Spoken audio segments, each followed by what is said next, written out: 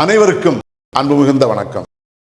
செல்வராமாயணம் என்னும் இலக்கண பாடல்களும் இலக்கிய சுவையும் கொண்ட புதிய ராமாயண காவியத்தை புனைய வைத்த என் இறைவன் ராமனை நன்றியுடன் வணங்கி மகிழ்கிறேன். செல்வராமாயணம் பருவம் 3 அயோத்தி பருவம், காலம் 8 பரதன் காலம். சுண்ணாம்பு காலவாயில் வைத்து நீற்றுவது போன்ற பெரும் துன்பம் தரும் கேள்விகளை பரதன் கைகேயியிடம் கேட்டான். பாடல் எண் 866.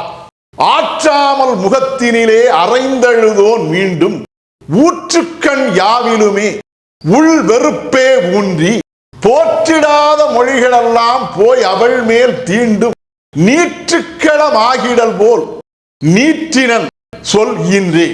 இதுவே 866வது பாடல். இந்த பாடலுக்கான விளக்கத்தை காண்போம்.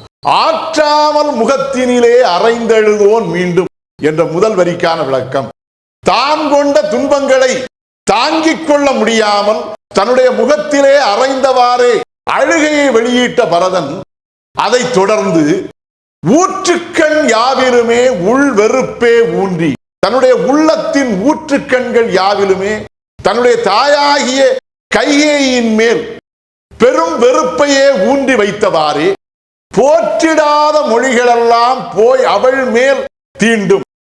போற்றத்தகாத மொழிகள், தீய மொழிகள், இகழ்ச்சியான மொழிகள் யாவும் அவளை போய் அவளுடைய உள்ளத்திலே சென்று நீற்றுக்களம் ஆகிடல் போல் நீற்றினன் சொல் இன்றே.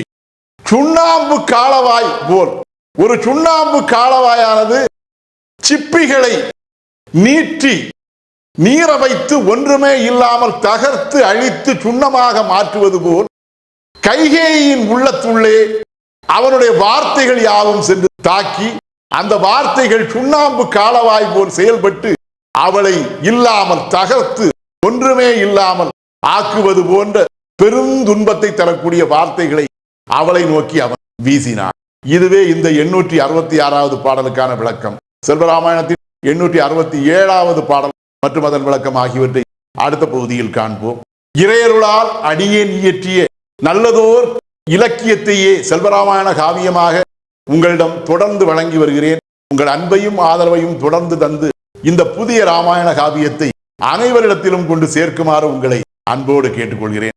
அனைவருக்கும் நன்றி, வணக்கம்.